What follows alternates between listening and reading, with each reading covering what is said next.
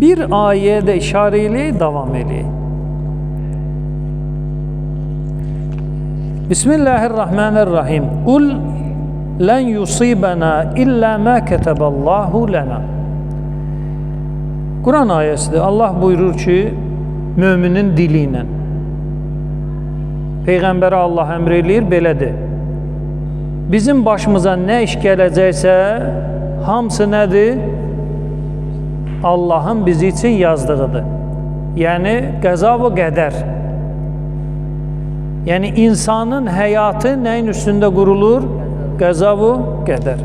İndi qəza və qədərin məcburisi, qeyri-məcburisi, onlar başqa mövzudur. Allah bizim vəlimizdir. Və aləllah fəlyətəvəkkəlil müminun. Allahın mömin bəndələri Allaha neynəməlidir? Təvəkkül etməlidir. Təvəkkülü necə etməlidir? Dillə yox. Acizliyi izhar eləyəcəksən, sonra güvənəcəksən. Acizlik izhar eləmədən mən Allaha güvənnən bu iş belə olacaq, olmayacaq. Sən gərək, məsələn, gecəni yatmamalısan, dərsüvü hazırlamalısan və deməlisən ki, mən Allaha güvənirəm ki, imtihandan keçəcəm. Bu oldu təvəkkül. Sənin müqəddimatı elədin. Məsələn, oxudun, çalışdın, əzbərlədin, yazdın, pozdun. İmtihandan keç, özüvə o hökmü çıxarda bilərsən? Yox. Deməli, bura qədər sən gördüyün işlər acizliyin nədir? İzharıdır. Onu elə, sonra neynə? Allaha təvəkkül elə. Deməli, mömin bəndələr Allaha təvəkkül edir. Ayə nə deyir? İnsanın başına nə gələcəksə hamısı kimdəndir? Allahdan. Deməli, diqqət edin. Tövbə surəsindədir. Deyərəm sonra. Deməli, insanın başına nə gələcəksə Allahın yazısındandır və insan da Allaha təvəkkül etməlidir. Yəni, Allah bunu yazıbsa sənin üçün, o yazıya etiraz eləmək təvəkküldəndir ya yox? Təvəkküldən deyil. Deməli, əgər gör ayə nədir? Mömin bəndələr təvəkkül eləyə bilir. Allahın qəza və qədərinə çoxları etiraz eləyir ya yox? Eləyir. Xəstə etiraz eləyir, etiraz eləmir, eləyir ki, niyə mən? Mən kimə neynəmişdim? Heç kimlə işim yoxdur. Və yaxud məsələn, bir müşkilə düşən adam işdən qovulub və yaxud nəsə, niyə mən? Axı, mən bütün işləri yaxşı eləyirdim, başqası belə. Bunlar hamısı etirazın növləridir. Etirazın növləridir. Etiraz eləyir və deməli, bu adam mömin bəndə deyil, Allaha iman gətirməyib. Qəza və qədər odur ki, yaxşı da, pis də hamısı nədir? Allah tərəfindən insana gəlir. İndi yaxşı pisin özü, onun müqəddiməsi, o özü də başqa bir mövzudur. Peyğəmbərimizə salavat göndərək.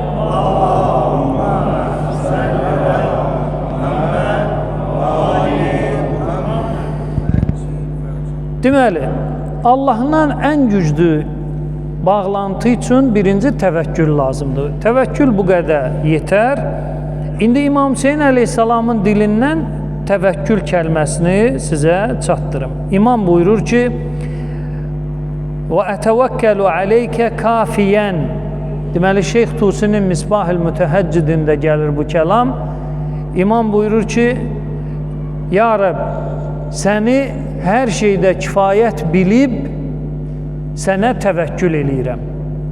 İndi, axı, mən bayaq dedim, axı, təvəkkül üçün nə lazımdır birinci? Zəlilliyi, acizliyi izhar eləmək. Hardadır? O duasındadır imamın. Yəni, neyi çatdırmaq istəyirəm? Ən uca, ən zirvədə olan bağlantı Əhl-i Beytun olub Allahla.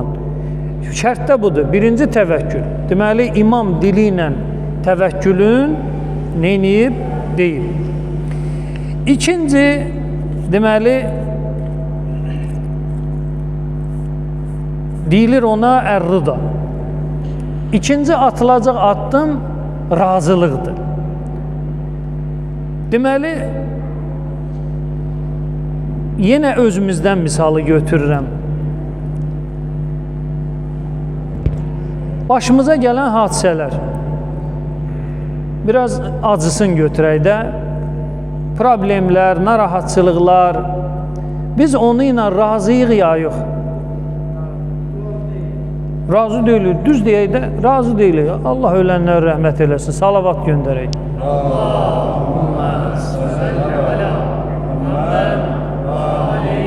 50 il, 60 il ömür sürürəm və başıma gələn çətinliklərin heç birindən razı deyirəm. Və nəticədə də nə istəyirəm? Cənnət, uca məqam, Peyğəmbərlə bir yerdə olum ha. Əhl-i beyt hardadırsa, mən də olan yanında olum. Qardaş, sən ömründə bir dəfə razı qalmamısan qəza və qədərdən. Atam ölüb, narazı. Anam ölüb, gənc öldü. Qardaşım ölüb, balaları qaldı. Heç birində razı qalmıram. Yəni, bir çətinlik yoxdur ki, Allah məni imtihana çəksin, deyim ki, ya Rab, şükür sənə. Məsələn, İmam Hüseyin əleyhissalam meydanda körpə uşağını oxla vururlar, oxla uşaq vururlar, üsyan eləmir. Ki, uşağımı vurdular, bunun anası nə deyəcək? Və yaxud bunun gələcəyi vardı, bunun filanı vardı. İmam Cəfər Sadiq əleyhissalamdan hədis var, deyir, imam o qanı səmaya səpir və bir qətrə belə yerə düşmür. O qeyd elədimi, hər bir əməli Allah yanında qoyanda o qalır. Deməli, imam körpə uşağı üçün belə nədir? Üsyan eləmədi, şükür elədi. Allahın qəza və qədərinə qarşı çıxmadı. Deməli, biz özümüzü Əhl-i Beyt tərəfdarı sayırıq, şiyə sayırıq, Peyğəmbər davamçısı sayırıq, Peyğəmbərin şiyyəsiyik biz. Amma tam onlar dediyi kimi həyatımızı yaşamırıq. Bir çətinliyə belə razılığımızı bildirməmişik. Bunu etiraf eləyək. Əzizimiz dünyasını dəyişir, narazıyıq. Bir problemlə qarşı-qarşıya gəlirik, narazıyıq. Bəs qəza və qədərə nə vaxt razı olacaqsa? Qəza və qədərə iman Quran əsaslarından daxil. Deməli, müsəlman kütləsinin imanında da problem var. Çünki qəza və qədərə təslim olmur. Heç kim, mən kimə neynəmişəm ki? Niyə mən? Filan kəs, filan qədər problemlər eləyir, günahlar eləyir. Niyə onun başına gəlmir, mənim başıma gəldi? Bu nə iş idi? Deməli, Allahla bağlantının ikinci şərti budur ki, şəxs qəza və qədərdən razı qalmalıdır. İstər nimət vaxtı, istər niqmət vaxtı. Ni'mətun, niqmətun bu cürünə elə bir götürülür. Ni'mə sağlamlıq, niqmə xəstəlik. Ni'mə, məsələn, atanın, ananın yanında olmaq. Niqmə, ata-ananı itirmək. Əgər bu tərəzi oynayanda sənin halın dəyişdisə, deməli sən nədir? Mömin deyilsən. Sən təvəkkül əhlindən deyilsən. Sənin qəza və qədərə imanında nə var? Problem var.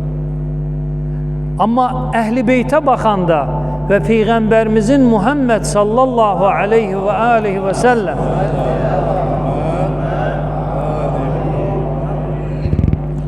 bəzilərinin yaşayışına baxanda görürük ki, onlarda tərəzi dəyişir, o dəyişmir. Tərəzi dəyişir, amma o dəyişmir. Misal çəkəcəm sizə. Birinci misalı çəkim.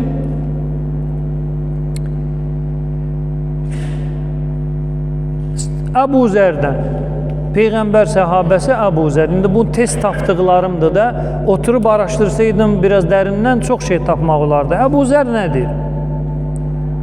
Allahümmə innəl fəqrə əhəbbu iley minəl ğinə və innəl xavfə əhəbb ileyyə minəl əmin. Deməli, fəqir və xovf. Fəqirlik və qorxu. Əbu Zər deyir ki, qorxu mənə daha xoşdur əmin-amanlıqdan. Allaha xatir qorxuya, yəni Allaha xatir səni qorxudalar. Bu qorxudan gedir söhbət, başqa qorxudan yox. Allaha xatir qorxu nədir? Allaha xatir cihaddasan, düşmənin sayı çox, silahı sursatı səndən daha yaxşı, səndə nə yaranır? Qorxu yaranır ki, mən burada şəhid olduqdan sonra keçəcəklər, gedəcəklər, başqalarını da qətlə yetirərlər, kəndi, kəsəyi, qızı, gəlini əsir götürərlər, səndə nə yaranır? Qorxu yaranır. Bu qorxu Allaha xatir olan qorxudur. Əbu Zər deyir ki, qorxu, yəni Allaha xatir qorxu əmin-amanlıq dönəmindən mənim üçün daha xoşdur. Mən istəyirəm ömrüm, istək mənim olsa, qəza və qədərin qələmi mənim olsa, həyatımı Allah xatirinə olan qorxu ilə keçirərəm. Və həmçinin də fəqirlik misalı. Gəlirik İmam Həsən əleyhissalama. İmam Həsən əleyhissalam buyurur, Allahümmə innəmə təxtaruhu li fəhuvə salihun li. İmam buyurur ki, ya Allah, sən mənim üçün nə seçirsənsə, diqqət edin, nə seçirsənsə, nə seçmisənsə, o mənim xeyrimədir. Yəni, tərəzinin gözü oynasın, yaxşı, pis, xeyir, zərər, xeyir, zərər, xeyir, zərər. İmam deyir, məndə bir hal belə neynəməyəcək, dəyişməyəcək. Razılıq budur. Tərəzinin gözü oynayanda insanda hal dəyişikliyi olmasın. Peyğəmbər və əhl-i beytinə salavat göndərək.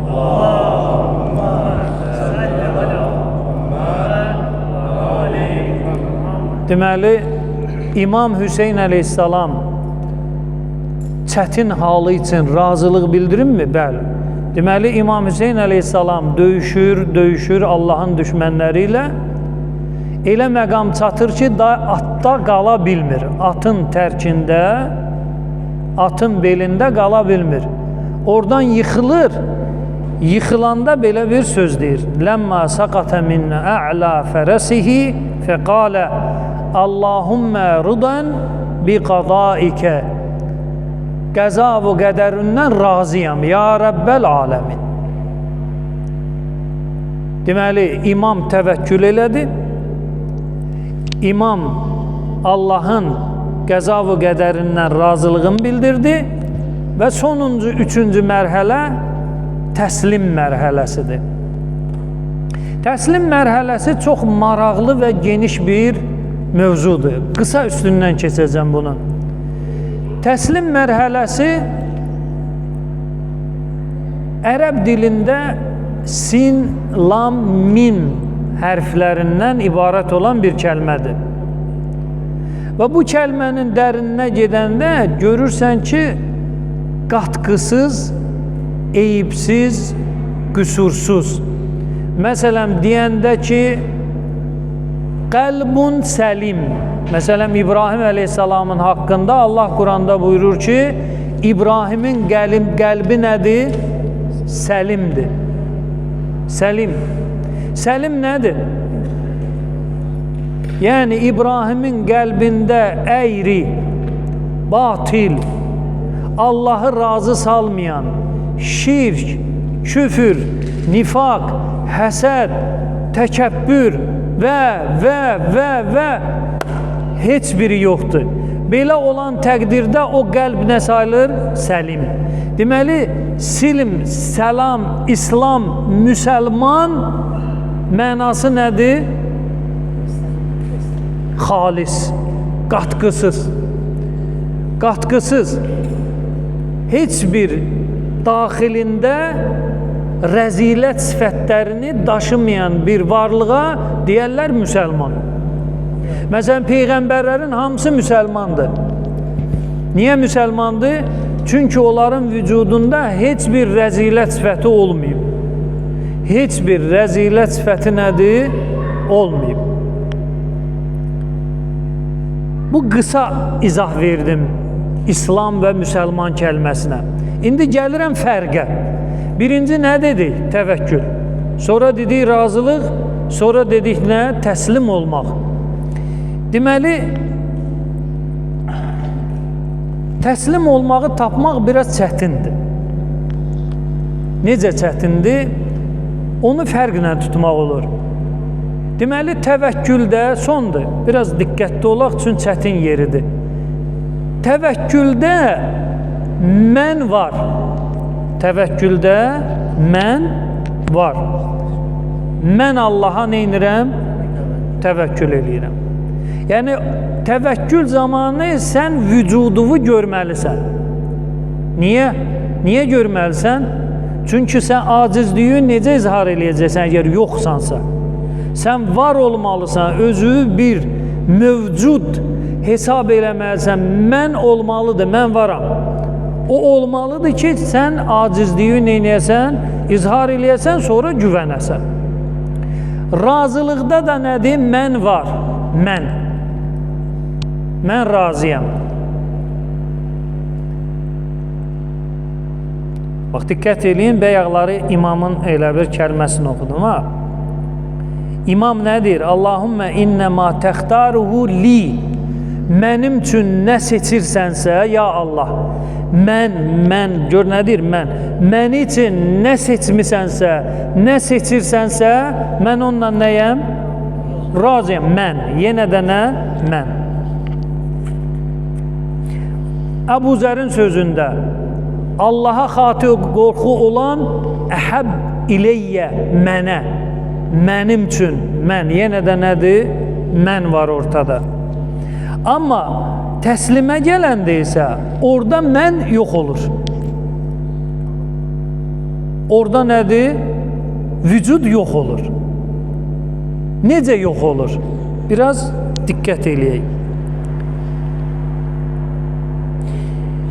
İmam Hüseyin əleyhissalamın Ərəfə gününün duasının mətnində belə bir təslimiyyətə işarə var. Nə diyor? İmam buyurur ki, Mətə qibtə həttə təhtac ilə dəlilin yudillu aleyk. Ya Allah, sən nə vaxt qibtə qaib kəlməsindəndir. Hazır olmamaq, görünməmək, bilinməmək, tanınmamaq. İmam deyir, nə vaxt sən görünməmsən, nə vaxt sən yox olmusan, nə vaxt sənin olmağına dəlilə ehtiyacı var. Diqqət edin, imam deyir nədir? Nə vaxt sənin vücuduna dəlilə ehtiyacı olub ki, bu dəlilə əsasən Allah var. İmam təəccüblənir bu sözdən ki, nə vaxt belə bir şeyə ehtiyac ola bilər ki? Əmiyyət, aynun, la tərəkə aleyha rəqibə. O gözlər kör olsun ki, səni üzərində rəqib görmür. Rəqib, yəni izləyən, nəzarətçi. Kör olsun o gözlər ki, səni üstündə nəzarətçi kimi görməyib. Yəni, bu nə deməkdir? Hər halda Allahı imam neynir? Görür. Məsələn, Həzrət Əli əleyhissalamın kəlməsinə baxaq. Həzrət Əli buyurur, Ma rəeytu şeyən illə və rəeytullahə. Deyir, nə gördüm? Onu ilə nədir? Allahı gördüm. Qabləhu, ondan öncə Allahı gördüm. Bə'dəhu, ondan sonra Allahı gördüm. Fəvqəhu, onun üstündə Allahı gördüm. Təhtəhu, onun altında Allahı gördüm. Və fihi, və onun içində Allahı gördüm. Yəni, istiqamət bildirən hər tərəfi imam sayır. Yəni, Allah nəzarətçidir, Allah hər şeyi görür, Allah hər şeyi bilir, Allah məndən uzaq deyil. Bu anlayışı yaşamaq çox çətin bir haldır. Deməli, təslim olmaq üçün sən elə bir bütün o vücuduvu, ixtiyarıvi, istəklərivi, yəni insan nə vaxtı o mən ortaya gəlir? İstəklər, seçim. O istək və seçim olanda olursa mən. Amma istək və seçim başqasına təhvil veriləndə, məsələn, adi misal verim, evin satılması üçün birinə nə verirsən? Yox, vəkalət verirsən. O satanda sən narahat olursan, ki, satdı, vəkillik verilmirsən də. Yox, normal insandan gedir söhbət, anormaldan işimiz yoxdur. Tanıdığın, güvəndiyin, etibarlı bir adamdır. Vəkillik verirsənsə, deməli sən nədir, ona güvənirsən də, o sənin malı, mülkü satanda narahat olursan, niyə narahat olmadın? Axı narahat ol da, bir seçim elə, bir istəyin olsun, bir filanın olsun. Olmur, niyə? Səndə heç nə dəyişmir, elə bir sən yoxsan. Yoxsan ya varsan? Yoxsan, o var. Və təslim də budur. İradənin, istəyin yoxa çıxması. İmam deyəndə ki, mənim üçün nə seçirsənsə, seçimin nədir, verir ona. Və yaxud nə olursa, orada Allahı görürəm. Allahı görürsə, Allahın əksinə gedəcəkmi?